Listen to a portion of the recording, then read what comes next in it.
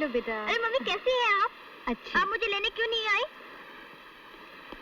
अरे गोल्डी मेरा बैग तो देते जा। ओह कितना बदमाश हो गया। दे ना बैग दे।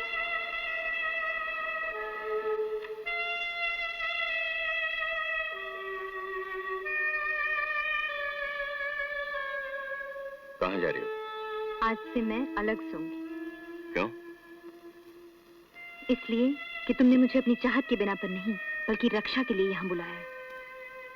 जब तुम अपना अभिमान नहीं तोड़ सकते तो मैं अपना स्वाभिमान क्यों तोड़ूं? वैसे भी अब बचा ही क्या है जिसके तहत तुम मुझे या मैं तुम्हें अपना कह सकूं। आज अगर रक्षा न होती तो मैं यहाँ कभी नहीं आती। तो मैं किसका शुक्रिया अदा करूं? तुम्हारा या रक्षा का?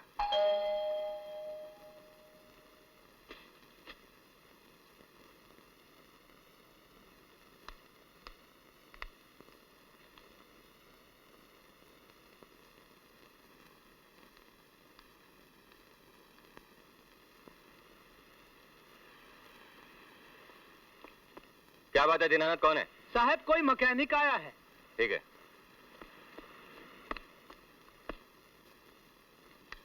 हाँ डिसूजा, गाड़ी ठीक हो गई? साहब मैं गाड़ी लेकर आया हूँ। पंचर तो नहीं था लेकिन किसी ने टायर की हवा निकाल दी थी। पंक्चर नहीं था? जी। किसी ने गाड़ी की हवा निकाल दी?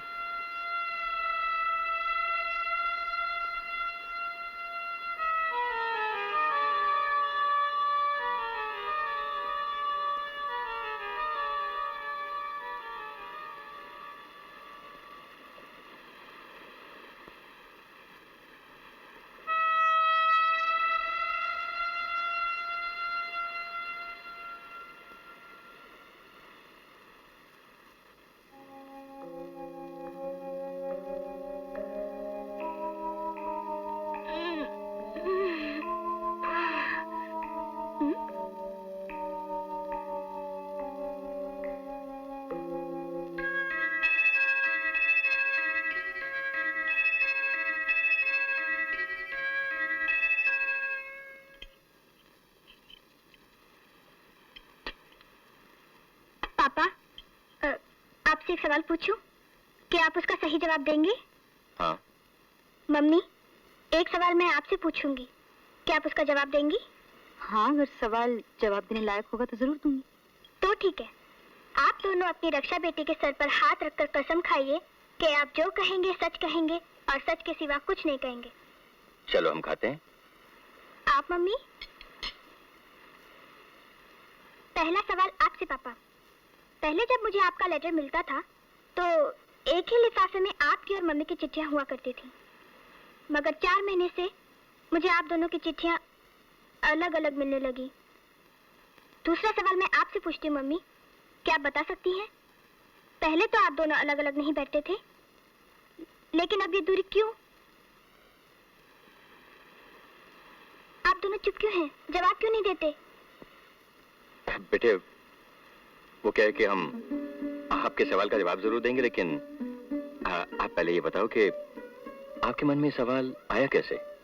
पापा, मेरी एक क्लासमेट है पिंकी, वो मेरी बहुत अच्छी फ्रेंड भी है। उसके मम्मी डैडी उससे मिलने के लिए आते थे, लेकिन अलग अलग, क्योंकि वो रहते ही अलग अलग थे।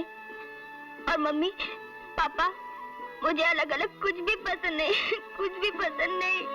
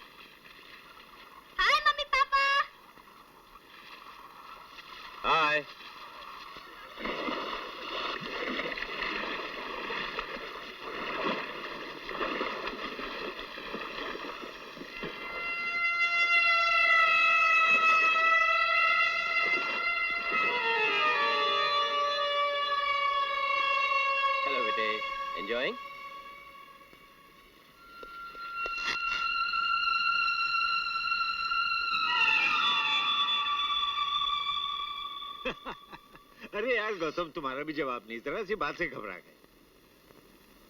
नहीं सावंत साहब, बात इतनी से नहीं है।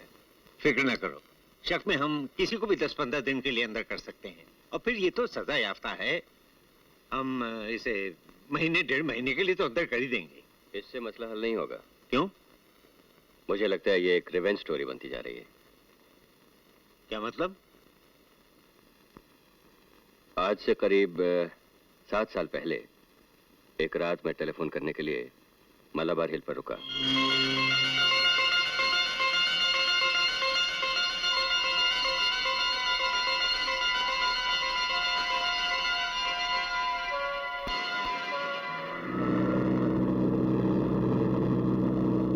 महीने अस्पताल में रहने के बाद आज 7 साल से पागलखाने में है। ओह, I see। और अब वो जेल से रिहा होकर तुमसे बदला लेना चाहता है। वेल, उसकी हरकतों से तो कुछ ऐसा ही लगता है। उसने कोई ऐसी हरकत की है जिस पे हम कोई एक्शन ले सकें? नहीं। तब तो हम शक में उसे गिरफ्तार तो कर सकते हैं, लेकिन कब तक? सावंत साहब, मैं तो सिर्फ ये बात आपकी नॉलेज में लाना चाहता हूँ। दरअसल बात यह है कि उसका अंजू और रक्षा की तरफ देखने का अंदाज मुझे बिल्कुल पसंद नहीं। ठीक है, मैं उसे अपने दफ्तर में बुलवाता हूँ और धमकी दे के किसी न किसी बहाने से उसे शहर से बाहर निकलवा देता हूँ। Thank you very much.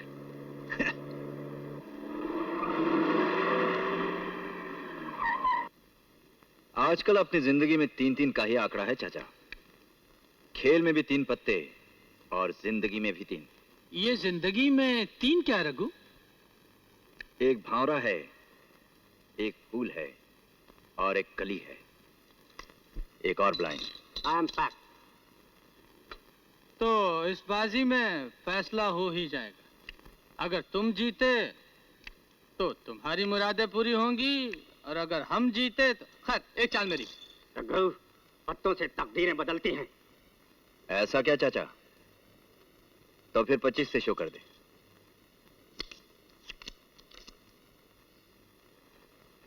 ये बाजी मैं किसी भी हाल में हारना नहीं चाहता।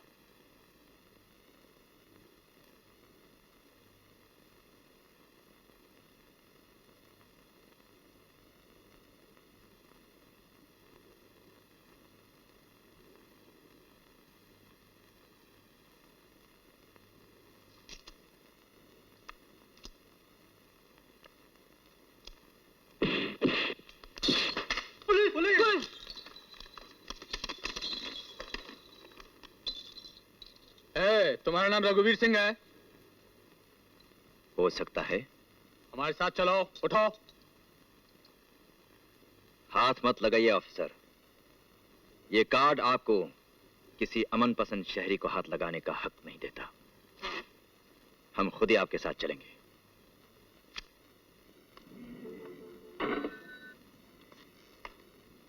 अरे, आप लोगों ने मुझे बताया तक नहीं कि मुझे कमिश्नर साहब के यहाँ जाना है, वरना मैं कपड़े वपड़े तो ठीक पहन कर आता। ज्यादा नाटक करने की जरूरत नहीं, चुपचाप खड़े रहो। देखिए कमिश्नर साहब, क्योंकि मैं बहुत ही अमन पसंद शहरी हूं, इसलिए आपके रुतबे से इनकार नहीं करूंगा। जेल में रहकर थोड़ा बहुत कानून मैंने भी सीख लिया है। अगर आप मुझ पर शराब पीने का इल्जाम लगाना चाहते हैं तो मैं चाहता हूं कि मेरे डॉक्टर को जरूर बुला लें।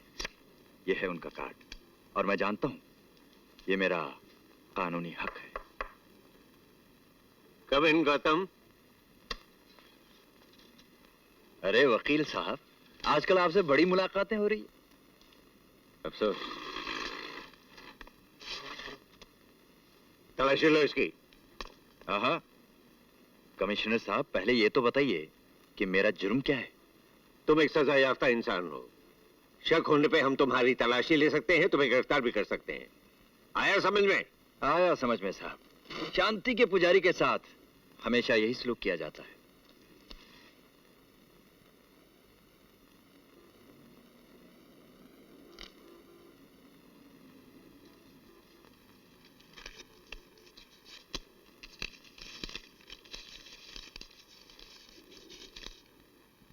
सिर्फ 150 रुपए? इतने बड़े शहर में इतने कम रुपयों से तुम कैसे गुजारा कर सकते हो? क्या ऐसा भी कोई कानून है कि बगैर पैसे के इंसान इस शहर में नहीं रह सकता? नहीं, लेकिन एक सजा याफ्ता इंसान के बारे में हम ये सोच सकते हैं कि अगर उसके पास गुजारे के लायक पैसे नहीं हैं, तो वो चोरी कर सकता है, डाका डाल सकता है, पैसों के लिए कोई भी जुर्म कर सकता है। ये भी सही बात है, मगर मैं आपको ऐसा नहीं सोचने दूंगा। पर्स के अंदरूनी जेब में एक स्लिप है, उसे जरा गौर से देखिए।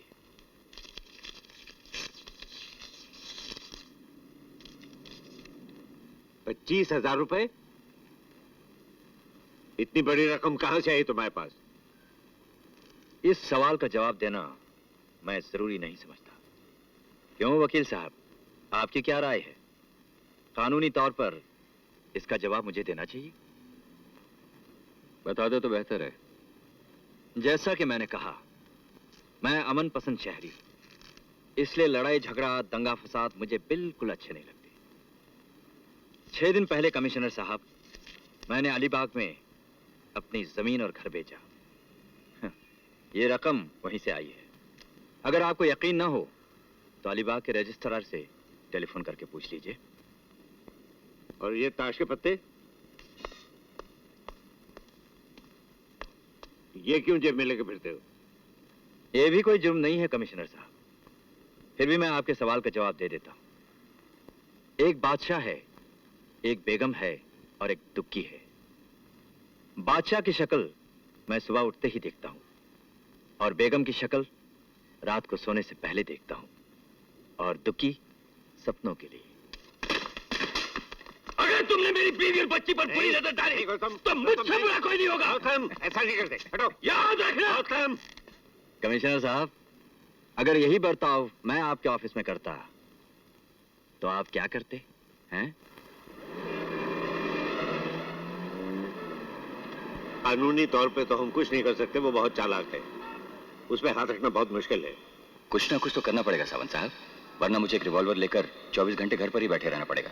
इतना परेशान ना होगा तो मैंने अपने आदमियों से कह दिया है कि तुम्हारे घर की निगरानी रखें और उसे थोड़ा परेशान करें।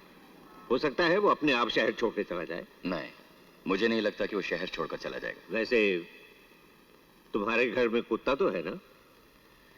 है तो सही, लेकिन उसके होने ना होने से कोई फर्क नहीं पड़ता सावंत साहब। वो निगरानी के काबिल नहीं।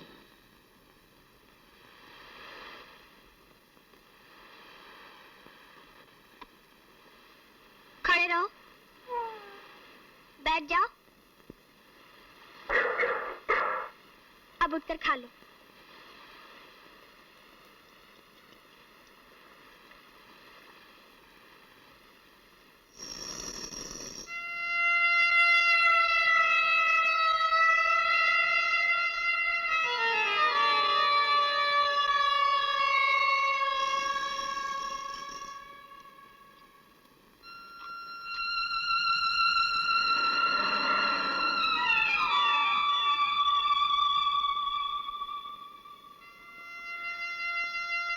दीनानाथ, दीनानाथ,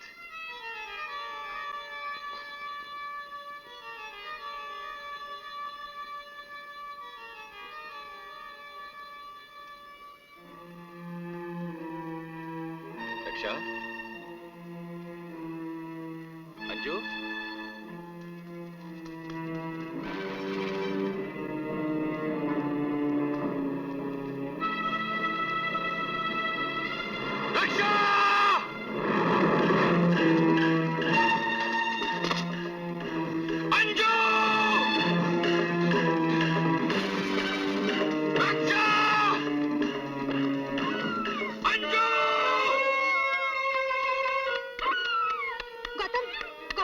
देखो गोल्डी को क्या हो गया, बहुत तकलीफ में है, जल्दी कुछ करो ना। ठीक है, मैं भी गाड़ी लेकर आता हूँ।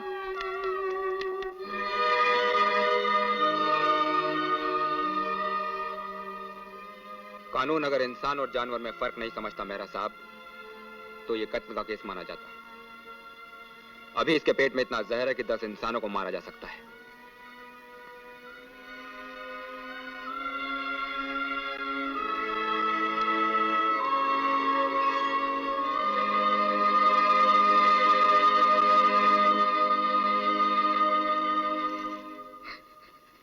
लेकिन पापा, गोल्डी को तो खाना मैंने ही खिलाया था।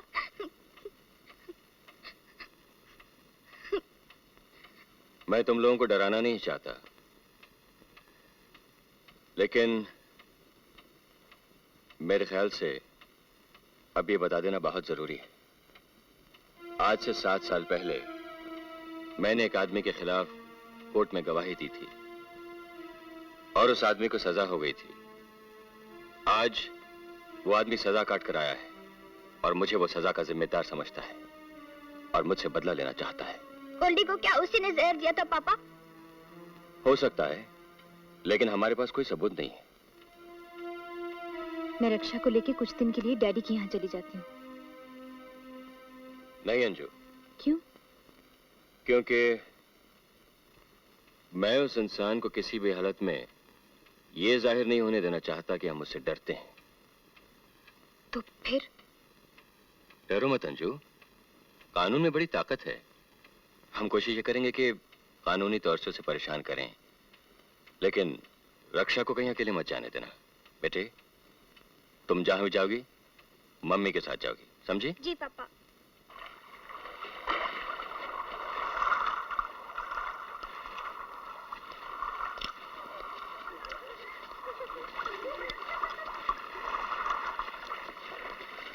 यहाँ क्या कर रहे हो? चने चबा रहा हूँ वकील साहब। कहीं और जाकर चबाओ। कमाल है, मेरे ख्याल से आप इस जगह के मालिक तो नहीं हैं? मालिक तो नहीं हूं, लेकिन तुम्हारी बेहतरी इसी में है कि तुम यहाँ से चले जाओ। यह आपकी बदकिस्मती है वकील साहब कि आप मुझे अपना दुश्मन भी नहीं कह सकते। मेरी निगाहों पर आपका कोई जोर नहीं, मेरी मौजूदगी पर आपका कोई जोर नहीं, और मेरी जुबान पर भी आपका कोई जोर नहीं। वैसे आपकी बेटी आपकी बीवी से ज्यादा अच्छी है।